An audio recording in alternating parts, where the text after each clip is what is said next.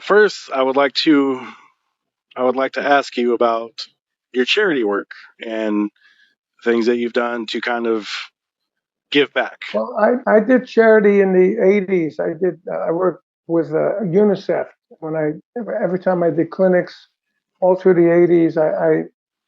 They used to pay to get in, and I used to give, I don't remember the amounts, but I ended up giving them 50 grand, you know. And I've done different charity work with different bands. We got one coming up with Vanilla Fudge at the end of April. We're doing a charity. I don't know what it's for, but the gig was booked as a charity gig. And, so this one, I had a friend of mine that has a big foundation. His family does. His name is Timothy Ryan, and I've been working with him. He does spoken word, so we've been doing spoken word with rock music behind us. So he said, if you need money, let me know. So I let him know, and he gave us a bunch of money that we could actually put this whole show together, which cost a lot of money. When you're flying everybody in, hotels for everybody, meals for everybody, Right. paying everybody. Uh, and so he actually funded it, and so now all the money that comes on the ticket prices and the merch can go right to the different charities. So the main charity is Tunnel to Towers, which I always like the idea of that. I love the idea of Music Cares because it helped a few of my friends. Actually, my singer for my rock show, Rob Cottle, who's going to be singing and emceeing the thing for me, they Music Cares gave him a bunch of money at COVID, Hmm. and Music Will, it used to be Little Kids Rock that I was on the board of directors for years ago. And I would go to schools and they would pay for me to go to different schools and teach kids after school instead of them being out on the street, you know. And St. Jude's, you know, no brainer. I give to them anyway. Right. Every month I give them money. And the last one is the Italian Sportsman's Hall of Fame. That was the guy Ron who's putting this all on. That was his charity. So we said, well, we got to include your charity. So we're doing that. I don't know what they actually do, but it's the Italian American Sports Hall of Fame. So that must have something to do with sports and being Italian and American in sports. But I like doing all this stuff. So we're now putting together a thing to put on the screen and to put at the hotel, the merch table. Like if you want to donate, you can do the QR code and pick the charity you want to donate, and then go to that site and donate. That's a You great know, idea.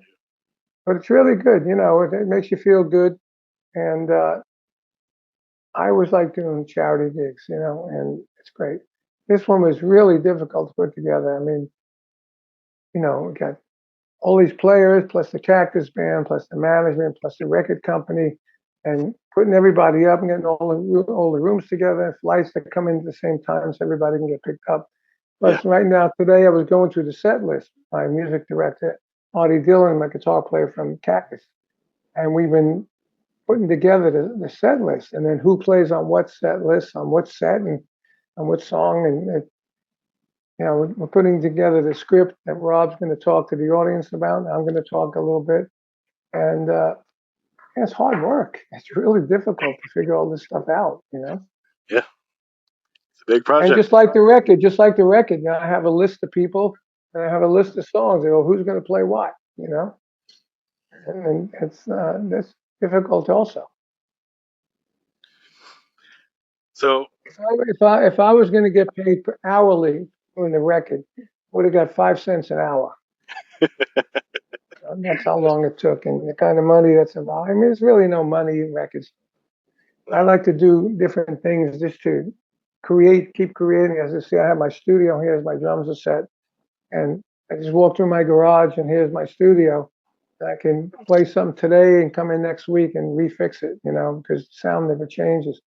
But I love it. I engineer my own stuff, and I do sessions for Cleopatra, other sessions for different people. Not a lot of them. I try not to thin myself out, kind of. right. I only do cool stuff. Like I might play on Captain Kirk's next record, William Shatner, which I was always a fan. So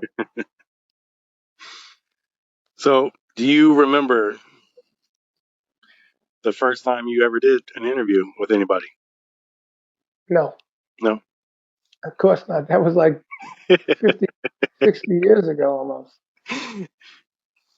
Just throwing it out there. No, definitely not. Is there any one song where if someone wanted to know what you're all about, what would you play Any one song that what? Get closer to the mic. I can hear you. them? Any one song that you would show to anybody, be like, this is what I'm all about. In my life? Just like you're playing or your songwriting, something that Oh, you've yeah. done. Song Blue Murder by Blue Murder. That's Excellent a good choice. song.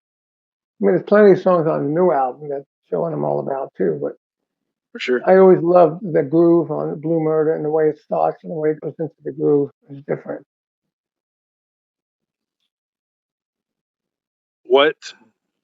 What do you think you took the most from when you were learning drums? Gene Krupa and Buddy Rich, Yeah. without a doubt. They were like the masters. Gene Krupa was the master of playing and entertaining people, stick twirling and all that. I got a lot of that from him. Buddy Rich was just a viciousness, you know, to be vicious. And all my career, I've been somewhat vicious. Even on this album, there's some vicious drumming on this album, the new album. Tell us about the new album.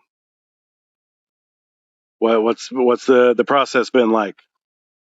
Process is looks like the last album and a lot of the records I've been doing lately. Starts with the drums in my studio with a click, and I hum on a vocal mic. I would hum like the riff of the song and where the vocal starts, and then I play the drums to it. Sometimes I have an old, I was a Fender Precision bass, sounds great. Sometimes I plug it in and I play the bass along, and then I put the drums on it because Right. it gives you something to play to. On the first Cactus, Temple of Blues, I did Parchment Farm and a song called One Way or Another without any vocals or anything, just hearing in my head. I found when I had to do some overdubs, I didn't know where I was. I needed something to give me a clue, so I started doing this procedure, and it works great. And then I give it to my guitar player, Artie Dillon. He'd put usually a guitar and usually a bass, and I'd put in my singer, Ed Terry. He would put a basic vocal on it, and then I have a demo. And then whoever's going to sing or play on it, I'd send it to them. Send stems, you know what stems are. That's these individual tracks of drums and bass and guitar and vocal.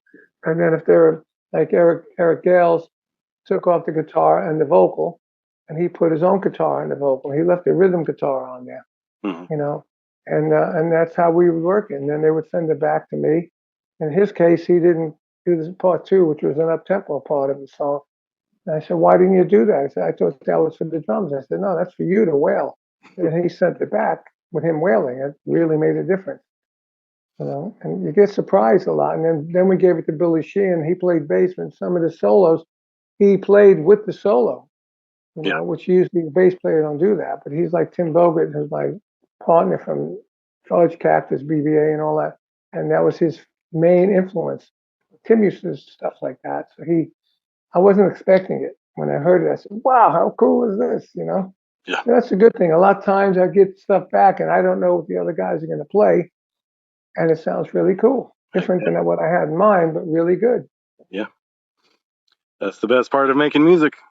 Yeah. Everyone putting their And, flavor on it.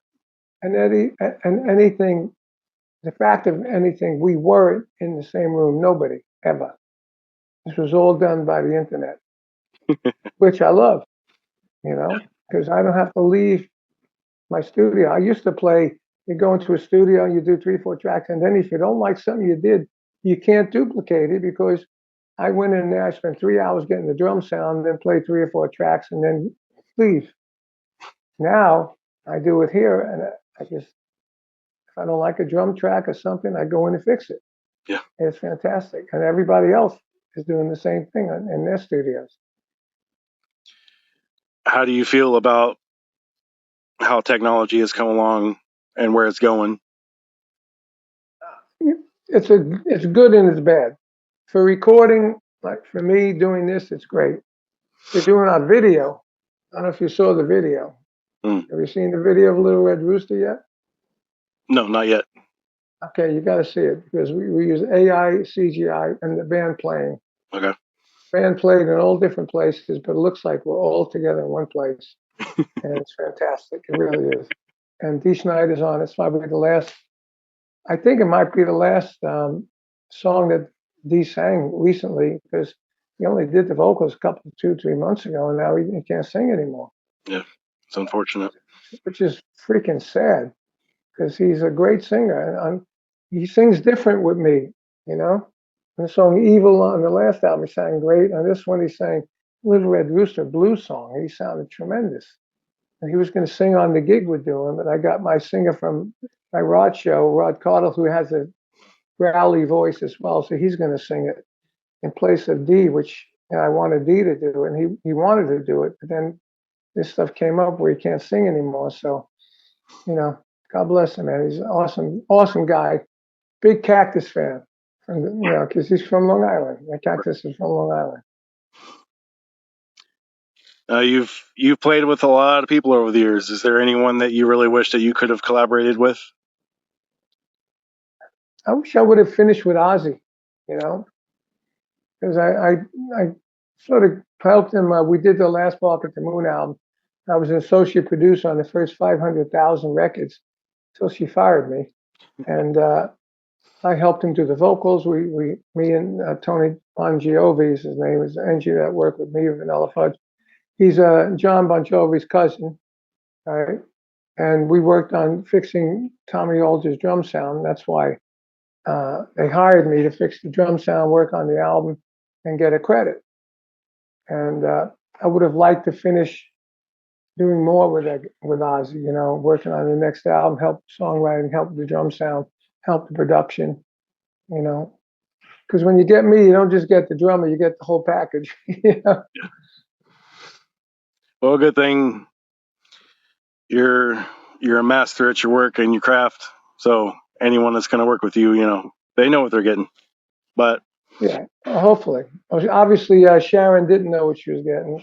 Ozzy loved it. Ozzy, after I got fired, he came up to me and said, "I hope we can be friends. I know you're having problems with my missus."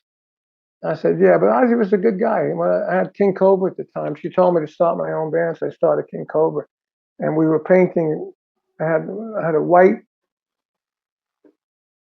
Hold on a minute, please. I'll call you back. So we had a white truck, big truck with Ted Nugent said, "Don't rent anything, buy your own stuff." Good idea. So I bought a truck. I bought a motorhome, so we didn't have to rent a bus. And we had a van, so we painted everything. The truck was white. We painted the motorhome white, and the van white. So I'm on the little scaffold, putting up some brown paper, on the windows. So Ozzy comes up to me and tells me that about hope we can be friends. I said, "Yeah." He goes, "What are you doing?" I said, "We're going to paint this. I'm putting the brown paper." He goes, "You need any help?" I said, "Sure." So I put Ozzy up on the scaffolding with me, and we're both putting the paper up on the window. It's really cute, And then he came in. He really came in, and he heard King Cobra full set. We had a stage set and everything, and in a sound stage. And I said, "What do you think?" He goes, "Oh, I like it." So it's great. Too bad, I couldn't tour with Ozzy because of his wife. right. But I haven't talked to her since 1984. It's pretty amazing when you think about it. Right. I have talked to Ozzy since then, but not her. How did I would? I'm only assuming because of the Jeff Beck connection, but how did you end up working with Rod Stewart? It wasn't Jeff Beck at all. No. Okay. Actually, a friend of mine, we did gigs with Cactus and the Faces. We did like 30 gigs, and we had a freaking ball wrecking cars and hotel rooms and women, all of us, So, I was very close with that organization. So when I was in LA, I had this group KGB. Had Mike Bloomfield used to be in it, and it ended up being not that great a project. So I was looking for something else anyway. And my friend Sandy Gennaro, who ended up playing with Cyndi Lauper's first album and all that, he auditioned for Rod. I said, "How'd you do?" He goes, I didn't get it. He goes, why don't you call? I said, "Oh, okay, who? Give me the number." So I look at the number.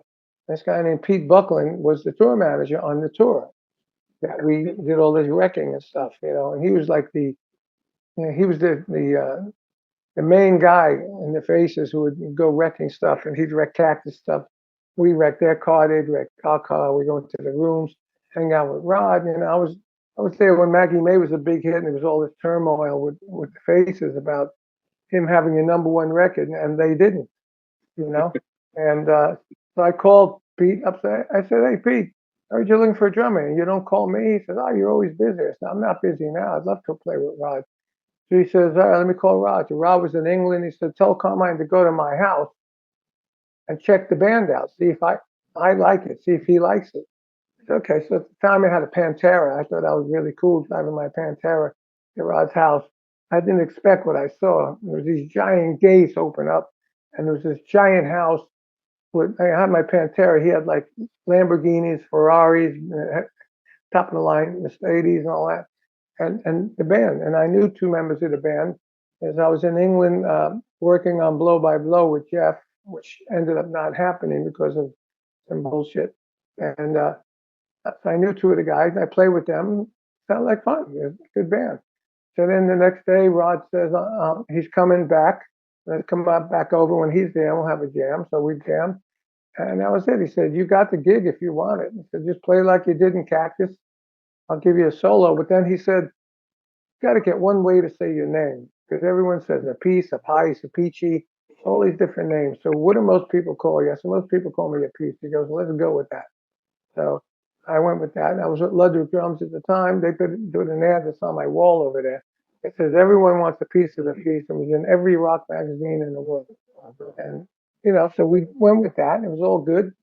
And I was with Rod for 7 years. I co-wrote "Do You Think I'm Sexy" and Young Turks. Then I realized lately, before I went with Rod, I was a bit jealous and pissed off at Jeff that I wasn't on the album and on the tour, because the album sold 2 million copies, and he's touring. He's doing like 6,000 people. Until a few years ago, I said, you know what? If I was with Jeff, I never would have been with Rod. And for me, Rod was a turning point for my career. It made my name and everything bigger than it ever was. Right. By writing the stuff and playing in front of, like LA '79, we did 120,000 people. It's a lot bigger than 5,000 people. Yeah, for sure. Yeah. So it was interesting. And I got my book, Stick It, My Life of Sex, Drums, and Rock and Roll, my autobiography that did pretty well. And it tells all the stories, all the stuff. And I did People Get Ready with Jeff and Rod. That's another story. You know, Is there anywhere in the world that you haven't played that you always wanted to? Egypt. Egypt. I wanted to see the pyramids. Mm-hmm. Now, for health reasons, I don't travel out of America. You know, Mm-hmm. 'Cause I'm not a young man anymore. But you are up here, right? You know that my father told me when he was my age. He said, my brain feels like I'm 18, my body don't. That's me. I'm definitely not as fast as I used to be when I was 40 or 30, but I know how to get around that. Mm-hmm. Experience. Good. But you know, I knock on wood that I made it this far. When I was 20 years old, I never thought about being 79, living in my 80th year and still rocking. Yeah. All the guys from my era are gone. Dino Danelli's gone, Mitch Mitchell's gone, Ginger Baker's gone. Uh, what's his name? Keith Moon's gone, Mitch Mitchell's gone. I'm the only one left from that genre of drummers that really, as far as I'm concerned, these drummers all influenced all the rock drumming around the world. What are some of the biggest names that have told you that you were the reason why they picked up drums?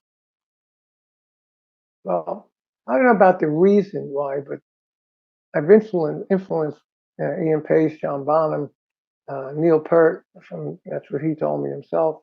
Came off the stage at the Atlantic 40th anniversary. Phil Collins was there. He said, "You don't know how much you guys influenced me." I said, wow, that's a good one. And Led Zeppelin, we took them on the first tour. Mm-hmm. A lot of that, Three Dog Night. That's just a few. Just a few. I'm sure there's more, but on my reissue of my new drum book, my old drum book, my reedition, I sold over 400,000 of those, and I got all these guys on the back, like Chad Smith and Kenny Arnoff and all that, talking about the book and me and all. Even Andrew Dice Clay, and he's a drummer too. I gave him some lessons, and he says Carmine's book is the Bible of rock drumming. What do I know? That's good. So I'm glad, knock on wood, that I ended up doing what I did. Back when I started, a lot of the stuff was not happening, Stuff I did was new, you know. I didn't know it was new. I just did stuff that I did for a reason, like playing really loud and beating the hell out of it. From Liberty DeVito saw me and changed his whole style when he was a kid, you know. And I did it because there were no amplifiers. There was no PAs. Yeah. I don't know how Vanilla Fudge used to sing with no monitors. We had 4-part harmony all the time with everybody blasting through Marshalls and stuff, you know. And then I figured, well, let me get a big bass drum. I got a big bass drum. It was loud. And I said, next time when I got my Ludwig endorsement, I got everything big, oversized drums. And then John Bonham saw that, and I got him same set, calling up Ludwig. I think they're going to be big. Why? The understatement of 7 decades already, But we both had the same drum set, and I continued working on drums, getting great drum sounds as the new record. You probably heard the record, right? I do the drum sound here, and then my co-producer and engineer Pat Regan is freaking amazing. Mm-hmm. I get my drum sounded pretty good myself, and then he takes it to the next level, and then it ends up on the record and just kicks ass. I could hear everything, but it's powerful. But you can hear all the other instruments too. So I'm happy the way things are going recording wise. But you see all those gold and platinum records behind me. You don't get those anymore. Nobody gets them. Nope. Bad. It's not the same. Speaking of that, I'm sure you've accumulated a lot of very cool and neat memorabilia and other things over the years, instruments, gifts. Well, I got some classic drums. Is that what you mean? Drums? Or just Anything. anything? Anything. Yeah, I got stuff on my wall. I got some Avalon things. I got a letter I got from Fred Astaire. I got a picture of Buddy Rich. I got that kind of stuff. I never collected memorabilia because when we were growing up, there was no memorabilia. Right. I just picked up. We were just in New York at our apartment then. I picked up a poster. It was Aerosmith with Cactus and one other act. Ticket price $6. $6. Yeah, it's ridiculous. Got a few of those here and there. But I never really collected stuff. I got some stuff that like I just found the book in my closet. Kiss is on the cover, and there's an article about me in there. Stuff like that. I saved some of the press. I had boxes. I'm talking about big boxes full of press in LA in my locker. And I said, what am I going to do with this? So I threw it away. What am I going to do with it? I sit there and look at it when I'm 95 years old, and I go, oh, wow, I remember that. I mean, it's just ridiculous. I was emptying my locker, and because I don't live out there anymore, Mm-hmm. and I had drum sets that never used, so I got rid of them to a place, Don Bennett's Vault, where he sells used drums. So he bought the whole locker, and all the old stuff I just threw away. I said, what am I going to do with it? There's some posters. I mean, I got some posters in the closet here, actually. I haven't looked at them since we moved here 5 years ago, but I know they're in there. Yeah. But my friend who sells memorabilia said, man, if you would have saved some of those posters like Vanilla Fudge or Cactus with Jimi Hendrix in the back in the day. They were thousands of dollars. I said, who the freak knew? You know, I didn't Yep. go into a place. Oh, give me one of them posters, roll it up, take it home. You know, I mean, there was no such thing as memorabilia back then. You Yeah. know, I love it. Carmine, for as long as your career has been, family, friends, fans that still haven't even heard of you yet, what do you say to them? oh, I don't know. I just say, listen to some of the stuff. Want to hear some good music. Um, some good music. I was just listening to my article I did on metal shop, and there's a new um, Papa Roach song. I Mm-hmm. like them. You know, I mean, they're not new, but they're modern. Yeah. You know, and I went to see Shine Down with them, and yeah, I didn't get Shine Down why they were big. Papa Roach, but as far as I was concerned, they blew them off. They were freaking fantastic. You know, and they have a sound. They You do. know, I mean, I listened to the new song. I said, it's a sound. It's dynamic. They start slow. They get big, heavy, and back and slow. You know, kind of like Vanilla Fudge did. You know, dynamics is important in music. Mm-hmm. But you know, I would say listen to Vanilla Fudge. You keep hanging on. It's been still around. It was just in it was on the Tulsa King. You know, it was on that thing. So it's still relevant, and people putting it on TV shows and movies. Tarantino put it on his Once Upon a Time in Hollywood. Killing episode at the end was all Vanilla Fudge music. Same thing with the last episode of Sopranos. You know, they killed 3 times in the movie. And this episode, they killed people. Every time they killed people, it was to Vanilla Fudge song. Crazy. You know, I mean, I was watching a movie the other day. A Cactus song was in it. Mm-hmm. You know, and so it still lives on. I mean, the music must be relevant, or people wouldn't be putting it in movies and stuff. You know. It's But I true. would say listen to some of the old catalogs. Some of my greatest stuff is my Cactus record. I don't know if you ever heard that. It was a combination of Blue Murder, the Beatles, and Soundgarden. It's really awesome. It had all these great players: Brian May and Slash and Yngwie and Steve Morse and Neil. Yeah, I forgot his name now. From Journey. You Oh, know, Neil Sean. Neil Sean, Yeah. and just a lot of people. I had 2 full records full of it, like 24 songs, and then I went to Japan, did the Guitars Japan, Guitars Korea with Korean and Japanese guitars. But you listen to that, it still sounds modern, but it's really great stuff. You know, it's some of my best stuff. So there's a lot of great stuff. I was very proud of. Some stuff I wasn't proud of. Like that KGB first album, that was all right. You know, it was Mike Bloomfield and Rick Rich. Mm-hmm. If you know who they are. You know who they are? I do. Okay. You do. Okay. Well, Because you Carmine, look young. I don't know how old or young you are. I am 39. Oh, you're cheap. You're young. I was going to say you're cheap. You're young. You know. I could easily say to you, I've been rocking all your life. You have been, for sure. You know, You were already a 89. legend when I was born. You were. Yeah, when you were born. Yeah. Well, that's great. It's good to talk to you. I'm glad that someone your age is getting into this kind of music and musicians and all that, because it's great to keep it going. You know, because the music we created, that whole genre of music, you know, up until the Spotify started, you know, great music. I mean, all the '90s, Soundgarden and Stone Temple Pilots, and all those bands were great. And I don't know what happened in the 2000s.